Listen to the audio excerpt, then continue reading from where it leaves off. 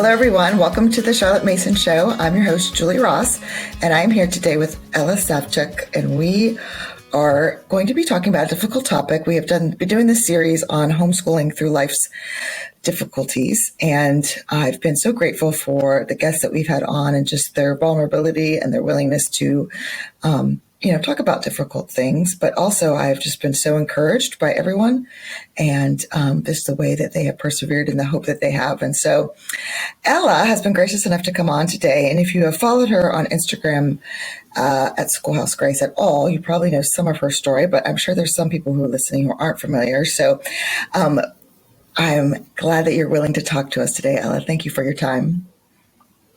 Thank you, Julie, for having me. I'm happy to be here and just kind of share what our life has been about in the last 6 months or maybe even more. Yeah, well, let's start back before that. Can you give everyone kind of like a brief overview of your family and how you all got into homeschooling and some of the things that happened kind of prior to that? Sure. So we are in the process of completing our 6th year of homeschooling. And that might be a whole summer adventure just from everything. But we started homeschooling in 2016. I have 5 children. So my oldest at the time had just finished 4th grade and younger from there. So we kind of began homeschooling with my oldest entering 5th grade. And then so my children right now, they're 16, 14, 12 are my boys, and then my girls are 10 and 4. So we've got 5 children. And sounds a lot like my spread. We were, yeah. Yep. So we had 4 at the time when we started doing homeschool. But we were living in Minnesota, so I'm mostly from Minnesota. We just moved here in August to South Carolina, the Greenville area. But so we just kind of began trying to figure out, what does homeschool even mean, how to homeschool, what to do with that. And our 2nd year of homeschooling is when I became pregnant with our 5th child. And I had some health issues, which I was on kind of bed rest for a good portion of it. And that allowed me to do a lot of research, a lot of reading. When we first started out our homeschool journey, I loved it. And I knew that we had come to the right decision and come to the right kind of way that we wanted to do life with our children. But I wasn't happy with the way kind of we were doing it. It didn't feel like that warm, cozy kind of homeschool environment that I thought homeschooling was all about. I was very focused on academics and making sure my children, just could memorize a lot of information and that kind of thing. But our 2nd year really forced me to slow down because I was in bed a lot. And I met Charlotte Mason through a dear friend of mine who was also kind of entering into that journey in her life with her 5 children. And so I read all through home education, the philosophy of education. I listened to probably I listened to all the delectable education podcasts. I went through Amble Said Online, the frequently asked questions over and over. And I was like, this is what we're missing in our life. And so it was a blessing that I had that, I guess, time where it's hard to say, but when I was sick and I had all this time just to be in bed and read, but it really was a blessing because it changed the relationship that I had with my children from just kind of being very hard on them and expecting them to do very, very well academically to creating that nurturing home environment. And so that's kind of how we came to know Charlotte Mason, was through a hardship during that time.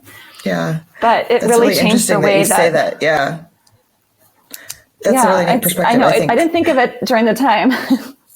Yeah, of course not. No. Right. Yeah. In the moment. And I'm sure that was hard for frustrated. you. I'm sure that was very hard with the pressure you were probably putting on yourself to feel like they had to live up to these academic standards. And then for you kind of having to be almost forced to not be able to have that kind of structure or input on a daily basis, I'm sure that was really hard. But I loved, just that you took the time to really dive into Charlotte Mason's writings. That's a big goal and a big bite to chew off, but I think we encourage people just constantly on this podcast just to try it, because the richness that you find and the importance of kind of figuring out your philosophy of education before you get started on this journey, and how important that is, because that really does guide everything that you do from then on. And I'm sure as we kind of transition here into what's been recently happening in your life, that foundation was super important to keep going. Oh, absolutely. I think had I not, met Miss Mason and understood, the whole kind of children are born persons, and, just how much grace we need to allow in our education, and just to even give them, I think this would have been so taxing on me during a difficult season, because I would have had such ridiculous expectations, I will say, that I kind of started out with our homeschooling journey with. And there's reasons for that. I mean, I come from a family, so I'm originally from Ukraine, and my parents, they went to Soviet Union schools, and so everything is very hard and rigorous, and all your life you must bring an A home, otherwise you're not worthy to be in the home. So I had a lot of that as my own background, and while that was maybe my education and so I kind of was almost inflicting that on my children when we first started out homeschooling. But I knew and I felt like it was wrong. And I'm so thankful that the Holy Spirit brought me to Miss Mason, just because she had such a love and understanding for children and their capacity to learn. And, just really focusing on even the short lessons, and not trying to, their brain is so different, right? I mean, we adults lose our attention so quickly too. But yeah, absolutely. I think it was such a blessing that the Lord brought me to her, and just to this beautiful community of friends that were also kind of seeking very similar things in their life at the same time. And so we had this whole community that was wanting to learn together. And so, so that's kind of so we pretty much, absolutely. So we enter that into our second year of homeschooling, and then there's been no turning back. I mean, I have no desire to look for any other methods or philosophies. I think this is just such a rich way to educate, right? And it gives you the freedom of doing all the things, right? I frequently say yes, there were over 28 lessons in a Charlotte Mason school, but she also goes back to, that not everything was accomplished every term, and not every student was doing all the things. So some students maybe only had an hour or two of education a day. And that was really comforting to me during this season of just hard times, because I didn't have to stress over the fact that we only did 3 of the 28 subjects this week. I could rest in the fact that, there's a time and a season, and even she allowed that in her, PNEU schools, that some students, because of sicknesses, or maybe, if they have other things going on in their life, that they weren't able to do all the things, and that was okay. Yeah, and in moving, I know she had a lot of families that were overseas and things, and she said that was super valuable, real life, that it wasn't this kind of sterile environment. The atmosphere of home was where children learn and thrive best. And so, I'm glad you brought that up. Well, let's kind of jump into kind of what recently happened in your life. So you moved to Greenville in August. Yes, so we sold our home. A dramatic turn. Yeah. Yeah, so we sold our home in May of 2021, and then we kind of hopped houses, just living in different rentals and friends' homes, because it was really hard to find a short-term rental. As we all know, real estate is crazy right now. And so we came to Greenville in August, and couldn't find what we were hoping for. And so we decided to buy land and build something that my husband and I said we would never do in our lives. But we just did. We just, moved into our new home 3 nights ago. So we decided to build. And then my husband, Boris, he had a good job in Minnesota. And so he wasn't quite ready to leave his job, because we were living with my parents and building. And so he just decided to travel for work. And so he would come down to South Carolina on the weekends, and then he would be in Minnesota pretty much Monday through Thursday. And so we were kind of doing that for the three months or so. And that in itself is a huge transition, right? moving across the country. Yeah. It's a huge, we did a whole episode on homeschooling through moving. I mean, that's a whole nother thing, right? Yeah.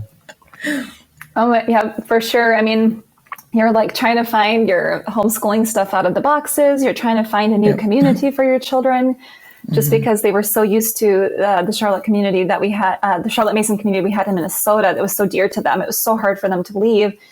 And so, of course, I'm trying to find, a community here, and you're trying to like single parent also at the same time, because your husband's away.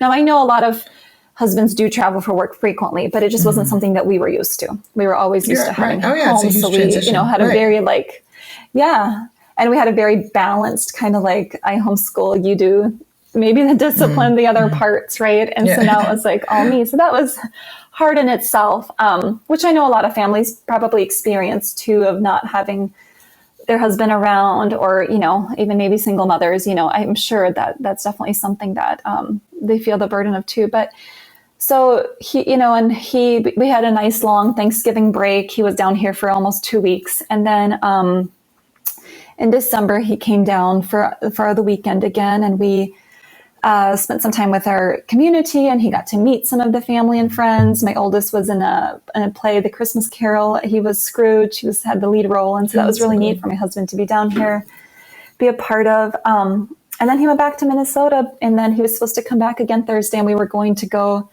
for like a 2-week winter trip up there, because my children were just crying over the fact that they missed all the snow and they missed the cold, and they wanted to go ice fishing. So we were like, okay, we're going to do this. So I dropped him off at the airport, not even like thinking anything, just, being like, I'll see you on Thursday.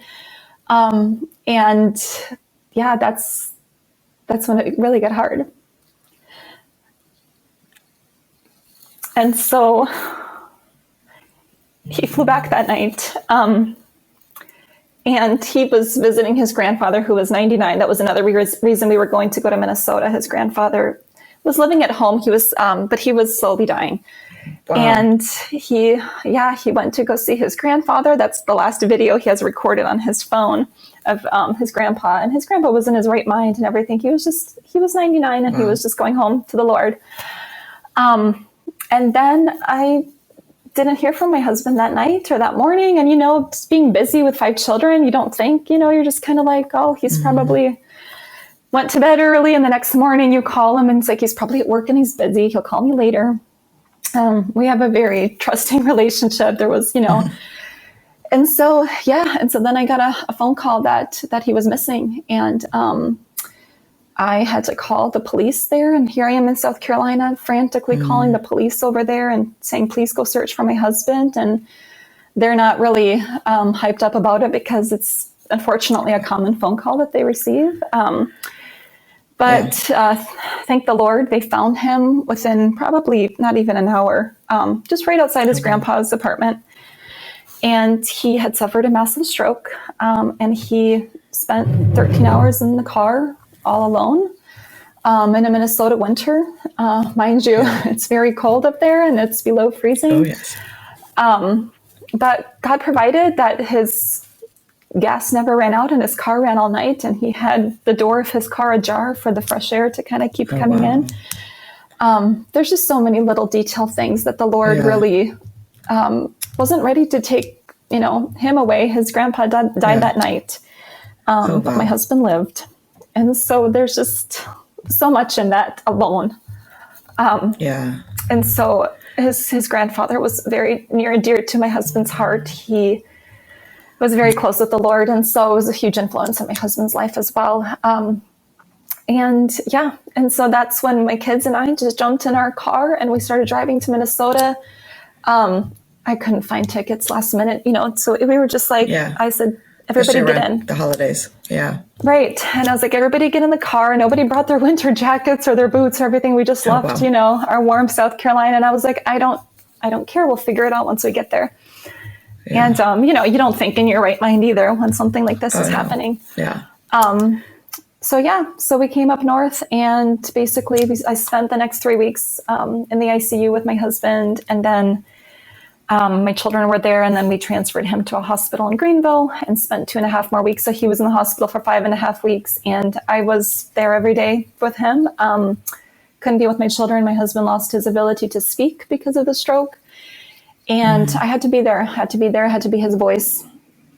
And I'm so grateful that I was able to be with him, because there were so many things medically. I am a nurse. I've been a nurse for 14 years. Oh, I didn't know that. Oh, okay. Yeah. So it was really important for me to be at his side. There was a lot of things, decisions to be made, that it was only by the grace of God for sending the right people, because I've had doctors tell me post a stroke recovery, like, had your husband had this procedure, had he had this surgery that I advocated so hard against, they're like, he would not be that person he is today. And so I know it was just the Lord sending the right doctors, the right professionals, medical professionals into, and just giving me wisdom, because I think back to how I responded and said a lot of those things. And I don't know how I could have done it. It was just the Lord. And so, and that was definitely something I feel like was so encouraging watching you walk through this from afar. You were very transparent on your Instagram account, asking people, I remember, this is what's happening. Please pray. We need to find my husband. We need to, I need to get to Minnesota. All these people kind of following along with your story, but able to just, pray you through all of it, and, but because you were so vulnerable, we got to see God work. And that was so encouraging for all of us to kind of watch that as well. So I thank you I'm sure that was very hard to put yourself out there like that. But that's so hard for me. I'm such a private person. My Instagram account was solely to be sharing homeschooling resources. And how, I never intended to share my life on Instagram. I don't even personally really like that. I'm not a very techie social media person, but I think in that moment I was so desperate for life. I was so desperate for prayers. I knew that my husband literally stood between life and death. And I had doctors coming in the ICU and hugging me and saying, my husband just died a couple months ago. You're going to get through this. It was like almost they were preparing me for death, for him to say, for me to say goodbye to him. I could see that. And every time they did something, they would say, he's probably not going to make it through this. And I didn't know what else to do. I had to just ask for prayers. And I think God taught me a lot through that, is because I am such a private person, a lot of pain I hold inside, and a lot of, you want to be strong. You want to be strong for the people around you, for your children. You don't want to share your weaknesses, your vulnerable moments. But man, that was really a low point to where I was like, I don't care who knows. I don't care who's praying. I just need the world. Right. Absolutely. I mean, just asking for prayer requests through Instagram, that's really my only communication with social media. But wow, did those prayers get answered? It was amazing. I mean, we had doctors coming in saying, we need to take him in to do surgery on his brain right this second. And then I would be like, okay, people, please pray, because I'm really scared about this. I don't know what to do, And then one of the surgeons was really against it, and the other ones fought him hard on it. And it was kind of like, it was to the point where I said, listen, you came in here telling me that you don't think it will be good for my husband to have brain surgery. He might not make it. And now you're telling me he needs to go because your partners are pushing for it. I said, what does your gut tell you? I need you to tell me right now, what do you feel like is right for my husband? And the surgeon said, I shouldn't do the surgery, but I need to do it because everyone else is telling me to do it. And I said, please listen to yourself. I said, God sent you here. I'm like, we're praying for you. I'm like, please listen to your heart. Please listen to your gut. Please do what is right. And he didn't leave the hospital. He stayed with Boris all night. And he didn't have the surgery.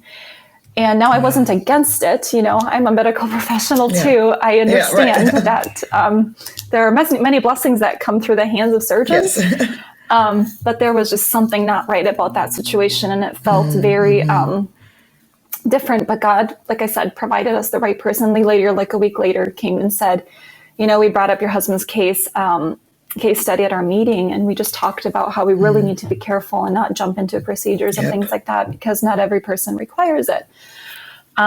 Anyways, so yes.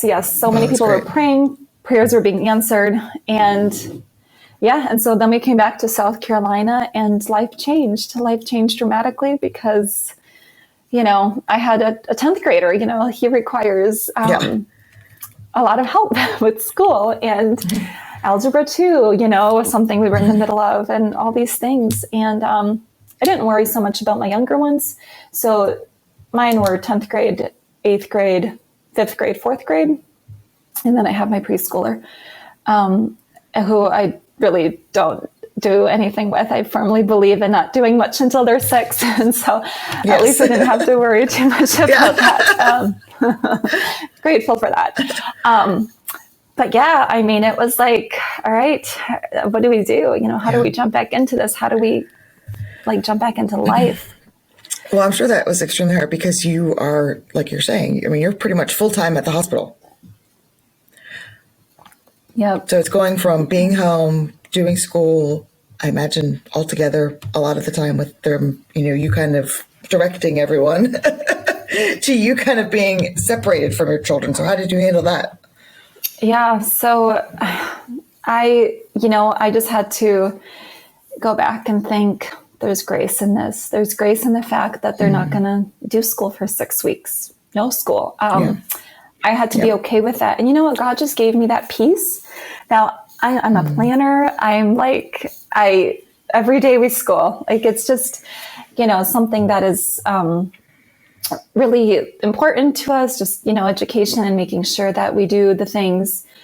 But in that moment, I just was like, God knows our situation. He allowed this to come into our lives. And he knows that I can't homeschool right now. He is so aware of that. And yet, so I'm just gonna have to be okay with it. I'm just gonna have to be okay with putting things to the side. My husband, their father, is priority right now. We have to do everything we can. It's one of those things I believe in prayer. I believe in miracles, but it says faith comes with works. And so, yes, it's important to pray and it's important to believe, but it's also important to do what you can to help achieve that. And so all our focus was, how do we make Papa better? And so that meant taking him to therapies. That meant doing the home exercises. That meant sitting on the couch for an hour trying to figure out that one thought that he's trying to share. And because it's hard for him to express and communicate, I think the Lord's so much easier now, but still sometimes I would just have to sit there for an hour and try to understand that one thing that he felt was important to share. And so you can't, that's time. And so basically with my children, I just said, you guys, please just practice your instruments. They all play piano except my second plays guitar. And so I was like, please keep doing that. You can do that without me. Just play your old pieces, perfect your old pieces, just keep doing it. Please keep reading your Bibles independently. And then they love to read. So they would just read. It's interesting. My children love to read, but when the book is assigned for school, they say that, they're like, well, we it's can't not read just that. in my house? Okay, well, that's good. No, they're like, we can't read that because that's a school book. So we're going to go over here and read all these other books. Yes. But I was like, whatever. I totally get that. Yeah. So they read a lot. They played outside a lot. My sister that lives here, she was pregnant and about to have a baby and had these baby shower things that she was planning for. So my second child would burn all these baby blocks for her because that was a skill he had that we did for handicraft. All that comes into play, right? I feel like because you had that foundation, right, of where that self-education, right, they were able to keep doing things. Yes. Right. Yeah, that's exactly right. So they kind of just kept on doing, which wasn't technically school, but it was all the things they had learned from school that now they could fill their time with. And so my oldest loves to, he probably reads the most. So he spent most of his time just reading books. But my second, he enjoys reading, but not as much. So he was doing more things with his hands. And then just helping grandma and grandpa around the home. So mowing the lawn, taking care of my daughter just fell in love with taking care of the animals. We inherited 4 sheep and a goat. They already had the chickens, but there were some people that wanted to like bless our family in very unique ways. And one of those was to bring us 2 pregnant sheep. And so that is very unique. I know. That is one I have not heard yet on how to support people. So, right. Well, that's the list. Well, it's like one older lady, she knew that one day we wanted to have a homestead. And she was like, I have these 2 pregnant sheep. Could I gift them to your son-in-law? She was telling my mom. And so we ended up with 2 pregnant sheep that had babies. And that was like but something the pictures were adorable, by the way. The pictures were adorable. So. Oh, thank you. Well, and that was like her thing. So everybody kind of like found their own thing to do, and so my daughter actually knows more about sheep than I do. I have so much to learn from her. But, that makes me think of like all the James Harriet treasuries and how the children would take care of, the animals. And I'm like, that's just so sweet. And that's just so wonderful and unique in its own way. And, and then the homeschooling community here locally just really, really was such a huge blessing. They brought us meals. They asked if they could take my children ice skating or to do other things. And so then, my children, I felt like always had something, to do if they needed to maybe be distracted for a little bit or whatnot. Yeah. And then my oldest started a job at Chick-fil-A. And so that was really a blessing too, because he spent a lot of time working, a lot more hours than maybe what most homeschooling 16-year-old families would be okay with. But you know what? In our season at that time right now, it was good for him to be in that good, safe work environment. Yes, right. Than, just to be idle at grandma's. And he's 16. And so there's different things that come with that. So basically we didn't do school for a long time. We just focused on making sure we read the Bible. And then we sang a lot of worship songs. And that was another huge blessing too, because while Boris can't really talk yet a whole lot, he can sing. He could sing really familiar hymns. Yes. And that's an interesting thing with stroke patients, is that singing is a different part of their brain than talking is. And so then I really made making sure that we had like worship time a really important part of the day, because that allowed his speech to have some, practice, if you will, and just therapy, if you will, almost through singing. So my second child loves to play the guitar. So he would play and we would sing and we would read the Bible and we would pray and pray and pray all throughout the day. And that was kind of it for our homeschool life for a little while. And then once my husband became more independent and he could, take his own shower and he could, walk from room to room without me being like at his side, making sure he doesn't have a fall or anything like that. That's when I felt like I could start taking out those planners and maybe writing in a few things for my children what to do the days that we were at therapy. And so then we just started with, we'll do a math lesson a day. Whatever that means. Sometimes that might mean just like you're going to do review. And then, of course, I focus on my older child that's doing Algebra 2. And I would assign one reading for them. And then I would just ask that they did a written narration, because I have Form 2 and older children. And it was really hard for me to find the time to have them share their oral narrations just because of the situation. And so they actually don't mind They prefer to do written narrations, which maybe is interesting. I don't know. But, and I just, it really was. And I'm glad that we had that like established before this happened, because then I could kind of read at my own time. And, and so that was kind of it. They would just do a reading. The younger ones would just do a reading and a narration and a math lesson. And the older ones might have 2 readings, narrations and a math lesson. And their instruments. And I'm sure for them, they were going through a lot mentally as well. Absolutely. Like that's probably all they could handle, right? Yeah. Absolutely. Yeah. I mean, they're very stoic children too. They probably have learned that from me. So it's just, I know it was a lot. It was, losing their dad, like not losing their dad, but, losing their dad's kind of presence, if you will, in their lives was really hard. And we had to talk through a lot of things of why is the Lord not healing Papa like instantaneously, like we're praying, how come God's not answering my prayers, and especially my 10-year-old daughter would bring that up and just saying, I prayed for Papa to be healed by this stage or by this, children, they have their own understandings in their own mind. Yeah, right. Yeah, just really talking through and counseling them through that. And I didn't feel like I was always in a position where I don't know, had the mental capacity to explain that, if you will, because I might have had some similar thoughts, Right. And you're grieving too. And you don't always have all the answers because you're going through it. And I know, with my stuff that my kids' questions would trigger some of my doubts and insecurities and worries and fears and absolutely sadness, and so it's like, I want to talk to you, I want to be here for you, but talking to you is also making it really hard for me too. Exactly, because you're trying to come up with answers that you don't even understand yourself, but you want the children to feel safe and feel comfort and know that God is sovereign and he's righteous, and everything that the Lord brings into our lives is a part of his plan and purpose, and it's so hard to make sense of it sometimes. But, you're trying to teach those truths to your children, and for them not to doubt the Lord, and for them not to, for their faith not to be rocked, right? And then at the same time, you're like, I'm preaching to myself right now because I'm going through the same emotions that you are, but I just need, I need your faith to stay strong as well.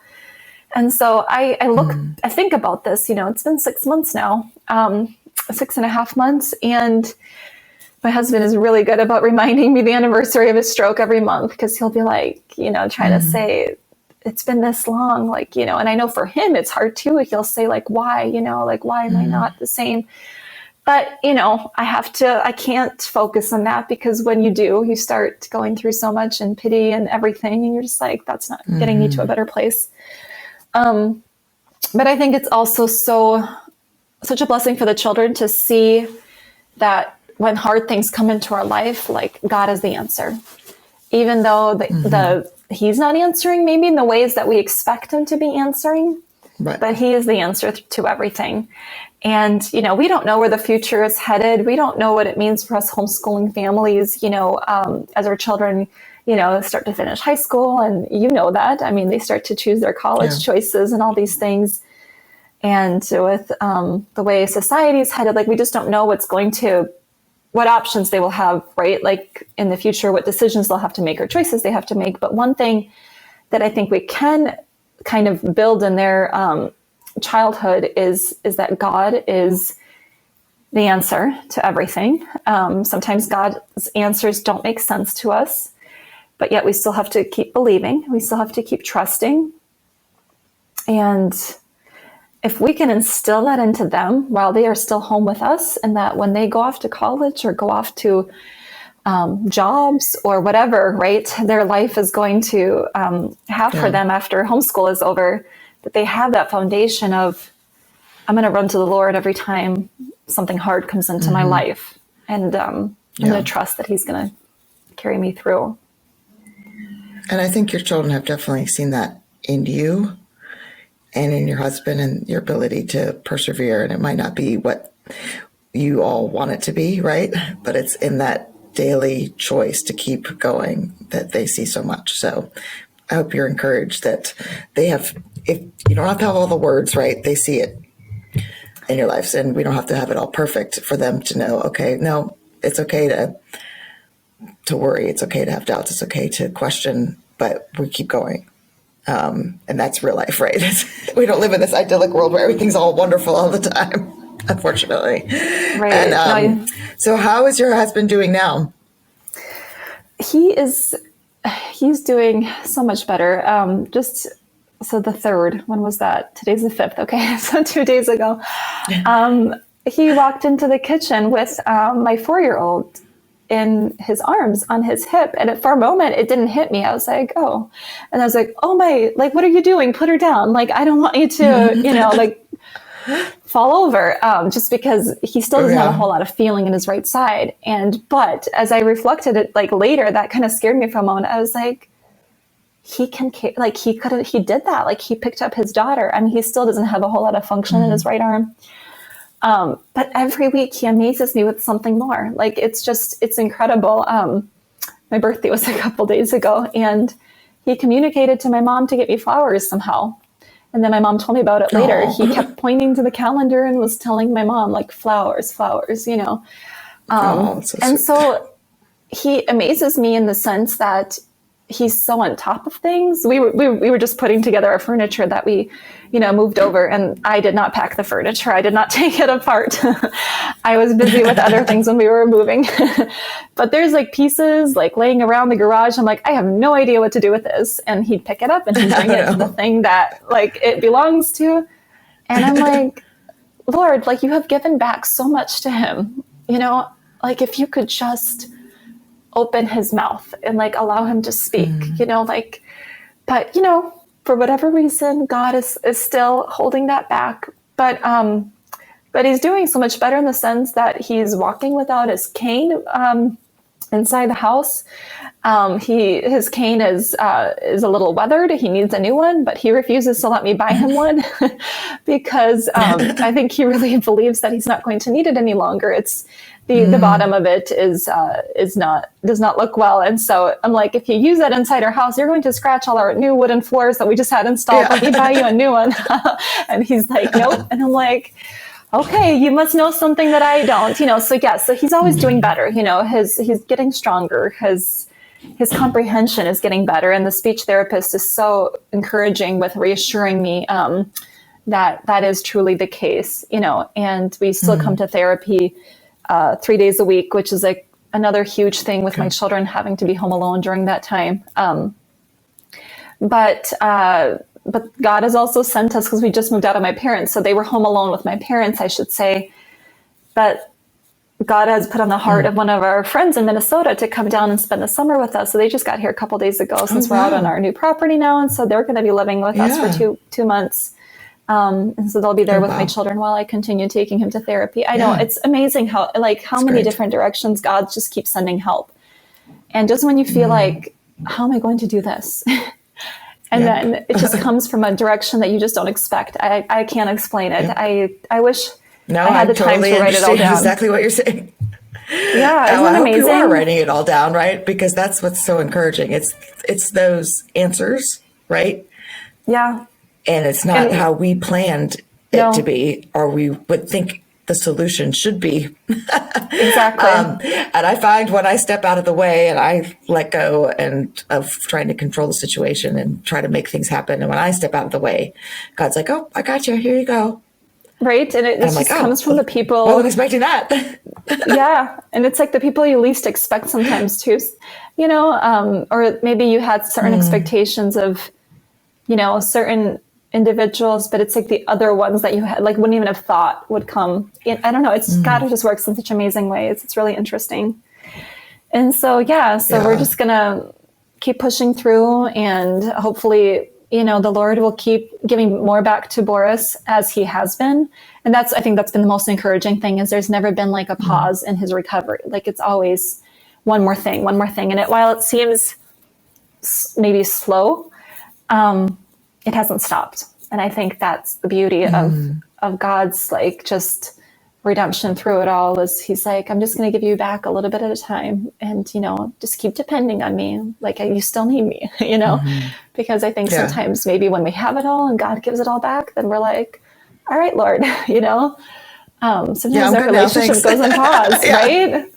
And so he doesn't want us to pause our relationship with him. He wants us to always depend on him and to keep needing him. And as hard as it is, and it doesn't make sense. And that's when like reading a lot of Christian biographies, you seem to notice that like the more you seek God, sometimes the more trials and troubles you have in your life. And it's interesting, like you read like different missionary books and biographies, and the Lord, like the ones that he would just really draw near closer to him, they would have all the pains and the sufferings more and more in their life. And I'm reading through some really good books right now by Elizabeth Elliot, and she just has so much encouraging. I read a lot of her stuff. Yes. Well, and you're like, she went through a lot. Yeah. Yes. Isn't that amazing? And you're like, I'm so glad that God, you have allowed, people before me to experience this, to write it down, just to encourage. I think about like, Reese Howell a lot.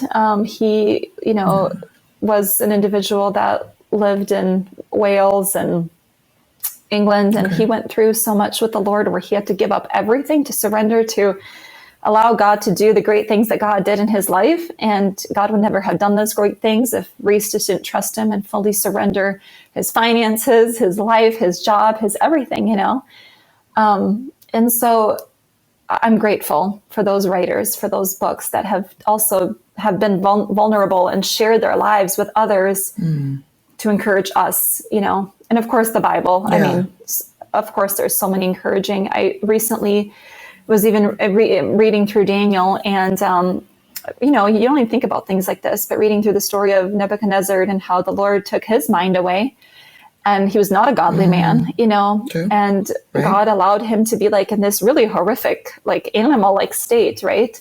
And then God brought it all back and restored him and restored his kingdom. And we're talking about an individual that was not even a servant. I guess God did, he did have him serve a purpose. Right. But you see all these things in the Bible and you're like, you're the same. Like God, you haven't changed, right? Like you had allowed so many different situations to happen in other people's lives back in biblical times, shall we say, and you're still the same today, and you can still do the same things. You can take away and you can give back. And so stories like that just really encourage me. And just, for him, for the word of just always say, just keep asking, keep praying, keep seeking, like don't give up, don't stop. Yeah. Everything is for a time and a season. Yeah. So yeah, I would love it if you wouldn't mind sharing some of the books maybe that have encouraged you. I can put them into the show notes as well. And that's kind of a consistent theme through all of this, is just the importance of taking care of yourself and your mental health through kind of these very taxing times. They can be very draining if you're not continually filling your own cup. And it sounds like, Christian biographies and the hymns and the worship songs and the Bible just really kind of was that blessing for you. Was there any other practical things that really helped you or helped, or that other people did that helped, that might be something people want to think through? Yeah, I'm trying to think here. I think, finding also time to have conversations with those that will encourage and support you has always also been such a important part of this recovery. And maybe not even some people that you really think of. I've had some really good conversations with therapists and things like that have really uplifted me, but this is, like you mentioned, like I said, hymns, Bible, books, relationships with people. Going back to hymns just for one moment, this is why I feel like hymns hold so much power, because when we really, a lot of those hymns were written out of pain and suffering. Yes. Like, Then Sings My Soul. I think that's the name of the book that I'm thinking of, where it's the hymn book where you've got, the story behind it has been so encouraging, just to be like, wow, this man that wrote this hymn lost his wife and 4 daughters in a drowning incident, and he wrote this beautiful hymn and like so on, and so I think hymns have just been such a huge blessing to me during this time. And then of course, making that time to read God's word, because sometimes, you're so tired. There's been so many sleepless nights because there's like a never ending list of things, because you're the only parent. In a way. Yeah. And then, but getting up and making time for God, it might feel so exhausting at times, but then when you do it, you're like, wow, why don't I, like this is so important. And then I think also just allowing people to help. There's been so many people, and yes, that's overwhelming in itself when everyone's reaching out and saying, how can I help? How can I help? Yeah. If I could just give a piece of advice, and I will take this myself too, and I have to help people in hardships, is instead of asking, how can I help? Sometimes it's better to say, I'd like to take your children for the day. What is a good day for you? Or I would like to bring you a meal. What day works for you? Or it's maybe, I'm at the store right now. I'm at Costco. I'd like to pick up some things for you. Can you send me a list? Because then it's easier to respond to that and say, yes, my children are free on Wednesday, please pick them up. Versus when someone is saying, how can I help you? You feel, I don't want to burden anybody. Like, I don't want to, so then you're just like, no, I'm okay. Everything's going okay. Just pray for us. Yep. and being very specific with the things that you can help. And if they're, you know, Yes. and the other huge blessing that has also been is just the financial help that people have provided. That's been super hard to accept.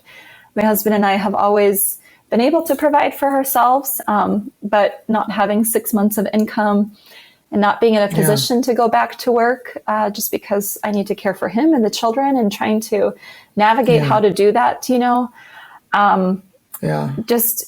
There's just, I don't know, like I said, God has just come through in so many different ways that were something that I just could have never even expected. And then also for me, I had to let go of a lot of things. Like I talked, or I mentioned this before elsewhere, but being okay with people doing things for you, like your laundry. I know it sounds silly. I'm a very particular way how I do my laundry. I do my whites, my darks, my zippers, my kitchen towels don't mix with my other, I don't know. I'm kind of picky about my laundry, but I had to let go of that and allow my mother to do my laundry the way she saw fit, which sometimes meant putting everything together into one load. And, you know, I had to be like, that's okay. Like, this is just for a season. Yes. And, but yeah, just when you see someone in a hardship, be very specific with a way that you could help them. And just literally saying, this is how I would like to help you. When is a good time for me to come and do this?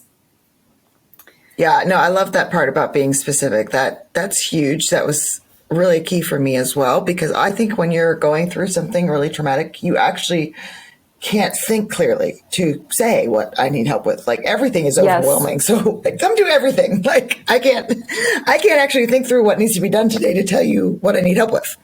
So, you know, having someone who can clearly see into you, go, no, I need this, or just, like you're saying, volunteering to pick stuff up. That's so huge, because I couldn't even see what needed help. Like, it's all too overwhelming. And that's very great advice. And I think, you know, sometimes people don't know what you specifically need, you know, and that's more of the general, how can I help, you know? But I think, you know, being creative, talking to you, talking to other people, seeing what your specific needs might be, and then trying to offer something. And then that gives you the ability to look, like you said, look at your calendar, look at your needs, say yes or no, and make a decision, is super helpful as well. So that's really great advice. And I think that's great for all of us to, you know, as we've lived through it, but then to help other people as well. So what does school and kind of life look like for you all now? You just moved into a new house. Yeah, well, right now it's going to consist of unpacking. And it's a very important life skill. Trust me, I've moved like 11 times. It's very important. Oh man. But for the summer, once that kind of happens, honestly, it's going to be just, I don't know. I feel like it's going to consist of continuing with math, because we really need to finish that at some point. And aside from that, I'm really okay with letting them have this summer helping me do things around the home. We have close to 28 acres, which is kind of a lot for me as a mom, as a wife to handle. That was going to be my husband's responsibility. I'm like, man, if we foresaw this coming, we would have never bought, you know, but that was my husband's dream, to be out on acreage. Anyways, so the children are just really going to have to help me do a lot of outside things. And we're just going to make trails in the woods and mow a lot of grass and do a lot of landscaping and plant a lot of grass. And so I'm going to look at it as a summer of life skills with, you know, math lessons sprinkled in. And I know they will read. Yes, they always will read. That I'm so grateful that they have a love for that. Now, I do have to say, my middle child, my third boy, is not a reader. So I will probably have to maybe strike a deal with him where he's got to do it for at least half an hour a day, because he's not one that will just pick up a book. He also has a little bit of dyslexia. I've also, with that child though, God blessed me in the past couple months of an older child saying, hey, I really want to read this book to the sibling. Can I start reading this? Can we start reading it together? Never in a million years would think that would have happened. Wow, but again, it's one of those really me stepping out of the way and God providing, you know? So now they Yes, take turns, like absolutely. each That's reading really page neat. and stuff. And I'm like, oh, hallelujah. Yeah. So maybe I hope Wow, something that's unexpected like awesome. that will happen too. Yeah. Maybe, and maybe these Well, friends that are staying with us for the summer, well, maybe they'll read yeah. together. I don't know, so we'll see what happens. But yeah, but that's primarily going Yeah. to be our summer is life skills sprinkled in with math and reading, and probably doing a lot of handicraft, I shall say, type of things. We have bookshelves to build. We have, my older boys wanted to make their own twin beds if I provided them the lumber. So we'll see. We'll see what Wow. happens. I'm not going to That's promise awesome. anything. So we'll Hey, see where it as takes long as us. they're trying we, it. we Right? like Exactly. They're going to try it. right. That's good. We That's dream important. big, and So to then close, and then we share reality. yes, exactly right. Yeah. Well, just to close here, do you have any encouraging words for someone who might be going through a similar emergency or some kind of similar crisis? Yeah, I will just say that it's just important to understand and accept that God knew that you would be in this situation, and He never makes mistakes. And He knew that what He was going to bring into your life, He would carry you through it, He would help you through it. For you also to have a lot of faith that the Holy Spirit is continuing to educate your children, continuing to provide to them in ways that you might not even see or understand right now. And you might reflect back a year or two later and see how God really ministered to your child in that moment, and just not to get frustrated or anxious about maybe the lessons that you're not able to do that you had planned to do for the year, not to be anxious that you feel like they're falling behind or that you're not going to be able to fill in the gaps later on. I just want you to know that the Lord has allowed this season to come into your life. He's allowed you to walk this journey, just as He's allowed me to walk this journey, and for us just to remain faithful and strong and really and truly believe and cast all our cares on Him, and know that the things that our children need to learn, the things that we need to learn as a family and go through is, He has you in that space right now, and He will provide for all the learning, for all the missing gaps, for all the education, for everything that needs to happen. And we just have to trust and believe in Him as long as we are being faithful. And as long as, we're not sitting back, right, and relaxing, we're still trying our hardest to do all the things. And that's where God meets us, is if when we're doing our best, and then He provides in the areas that we might not be able to provide in our own ways. Yes, I love that. That is so encouraging. And if someone is walking through this, I do encourage them to go look through your Instagram account, and we'll link to that in the show notes as well. Just, just go back a couple months and read through. You just have such a beautiful way of wording everything, and just it's been encouraging to watch that journey. And I think it's important to see people who have gone through something similar, who are a step ahead of you in the kind of the process and the journey and recovering, to kind of go, that gives you hope that, okay, this is possible. They're here, I'm back here, but there's hope that I'm going to get there someday too. So it's been encouraging for me to find people in my life who I can kind of share part of their story. And I'm grateful that we live in a world, right, where we can, one of the blessings, I guess, of social media is being able to find people that you might not know personally, but that you can kind of follow from afar. So I thank you for your vulnerability and just the way that you've blessed so many people through sharing your story, and certainly will continue to hold you and your family in our prayers. And I'm just excited to see what God has in store next. Amen. Thank you, Julie. Thank you. Thank you for taking the time to talk to us.